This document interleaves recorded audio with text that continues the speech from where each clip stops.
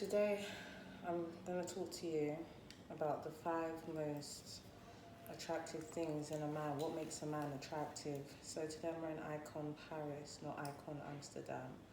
My mother's house in Nigeria literally has, um, it has Parisian walls. It has Parisian walls inside of it, though it's in Nigeria. So just respecting Nigeria, Paris and Paris, Nigeria. And we have something called Miss Paris, and it's in Nigeria. Icon. All right, let's get to it. Five most attractive things that make a man attractive and beautiful, because there's not specific image or a way that this man looks good within the black man and black woman territory is what I'm talking about. Because when I say woman, they think you mean everyone, or when I say man, you mean everyone. No, I just mean within like melanin people and exotic people. So let's get to it. Number one is intellectual, and this intellectual can also be of the pineal gland or just that the brain is on. There's a specific guy, he's a musician. Not physically, there's different things that may have connected us, but when he starts speaking maths, I'm like, so all that creativity that you're doing, singing on here, singing on that, wearing your fashion like this, but you're intellectually, your ignition is on. It doesn't mean I'm caring for him or he's caring for me, it's just I'm noticing intellectual capacity. Number two is going to be spirituality. You have to be spiritual. I think that is important. It doesn't have to be like organized religion way. It can literally be in a way of, I just like to center myself. I eat fruits. But I do think for me, you do need to know the living God. The God of yesterday, today, and forever, that God, then you're fine.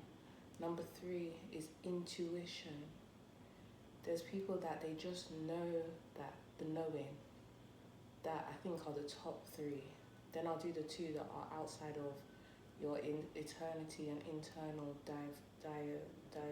whatever. But I was speaking to Obadiah, and we'll talk about the prawns in a bit. The next one is fashionable. I don't know why I said fashionable at the time. I just wrote it down. That's number four.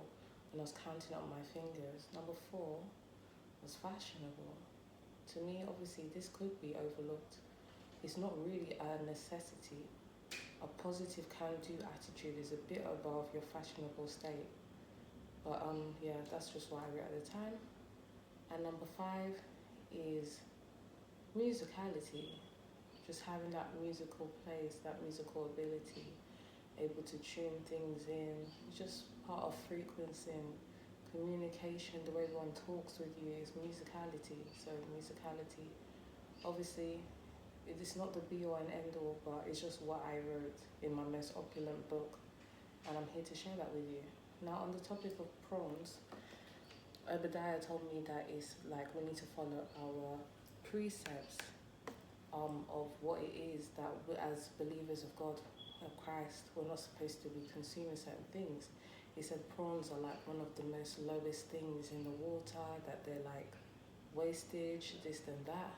But I told him, hold on, like when I was understanding creation, my brain was literally like two massive prawns being dipped in honey, just yamming. And I was like, yo, it was very immense.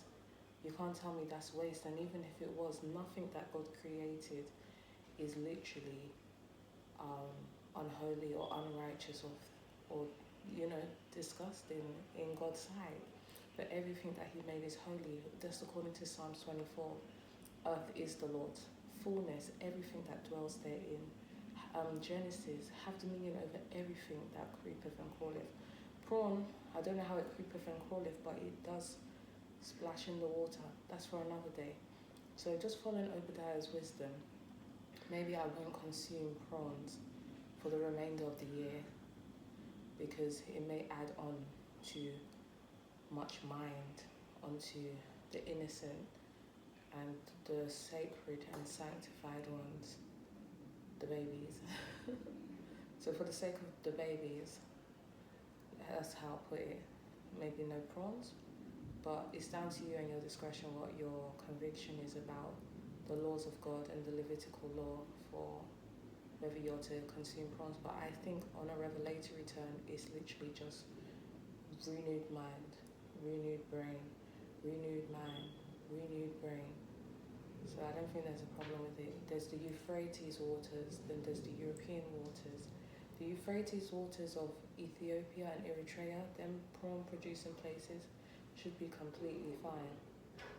And you know that Yahushua is a fisherman as well as a carpenter. Fisherman. Renewing minds. Renewing minds. Healing.